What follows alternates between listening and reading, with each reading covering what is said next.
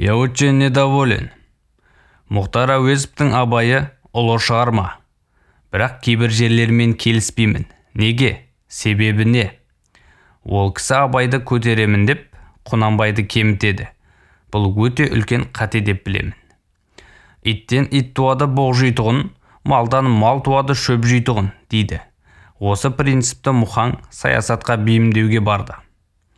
Құнанбай, ол қазақтың Иван Грозныйы. Иван Грозный мақсатына жетті, бірақ Құнанбай ойына жете алмады. Мұхаң осыған түсінбеді. Әкесі мен баласын қарсы қойған. Мен бұл ойымды Мұхаңа айтқан болатынмын. Мұхаң, Мұхтар Әуезов, білуге құмар адам еді.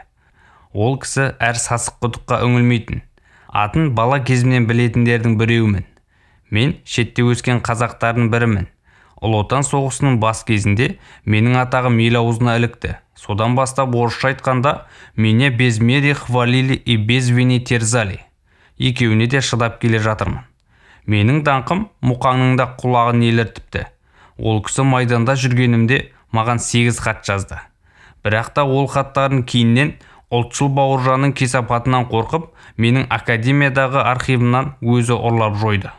Оны мен ол кісіге еш уақытта кешірмеймін.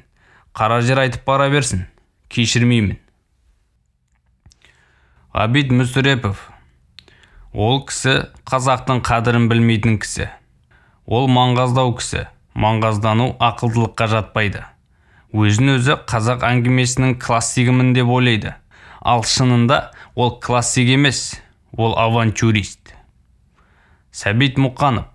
Қазақша айтқанда ол иіні қамбаған қамыр. Он тоже считает себя классиком. Это предел дурачества. Ғабиден Мұстафин считает тоже себя классиком. Это невероятная глупость. Этот абсолютно неграмотный человек. Какое он имеет право претендовать на классику? Я как читатель признаю классиками нашей литературы Байтурсунова, Дулатова, Аймаутова, Шумабаева и других. А этих товарищей классиком не признаю. Пікір иесі Бауыржан Момышұлы. Айтылмаған ақиқат кітабынан алынды.